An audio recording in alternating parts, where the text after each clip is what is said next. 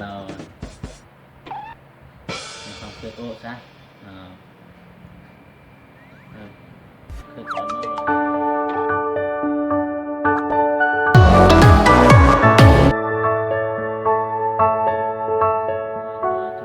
ปัจจัยจำนวนแบบเจแกนซีเด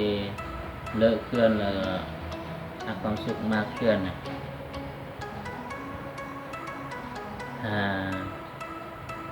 บนเดย์นะ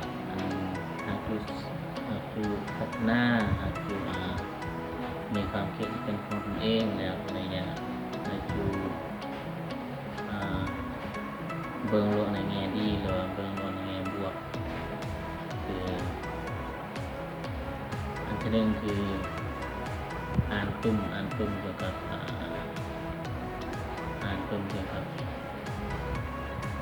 การพัฒนาตัวเองนะพัฒนาเราเนี่ยอันที่หนึ่งนะอันที่สองนะคืออย่าง YouTube อย่างวิดีโออย่างก็แล้วแต่อย่างในแง่บวกเลยครบคนดีจะสามารถด้วยอันชีวิตเดย์มีแนวคิดที่คิดบวกหรือคิดในทางที่เลิศครับเยี่ยมเมื่ออย่างในทางที่แบบในคือถ้าบึกซึ่งก็เลิกเดี๋ยวคือว่าจะนี่เป็นสิ่งที่เตือนอันชีวิตเดย์ดาราอย่าใช้ความประมาทอันนี้ยังกันนะก็นี่เลยคือว่ายังกันนี่เลยเนี่ยคือสว่างมันเป็นผลกำไรในชีวิตเดย์หรือว่า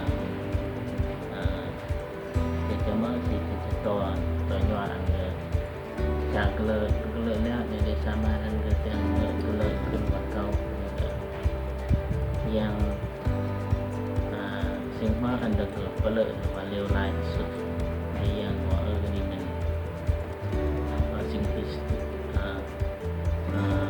เลื่อนจิตใจเดียวปันเดหนึ่งอันที่ใส่ชีวิตประมาทใส่ชีวิตแบบลำเพลินใจนะครับอันนี้เราชีวิตโดยที่บกคิดหน้ามีอย่างก็นี่ปัญหาแล้วเนี่ยหมดแล้วความชีวิตเดียวปัญหาเนี่ยอย่างอันเป็นปัญหาจะนี่สามารถแก้ไขจะมือหรือว่าจะสามารถควบคุมจะมือเกี่ยวกับปัญหาตัวนี้มีจากวันเกิดสร้างหัวข้อที่ได้บอกว่าจะเมื่อชีวิตในที่พัฒนาขึ้นเบอร์เกอร์หรือว่าการนักคิดที่เลิกเบอร์เกอร์หนึ่งอันปุ่มหรืออามาปุ่มจะเล่าอาจารย์กับแก้วมอหรือว่าอาจารย์บางกับเทศไทยมาอาจารย์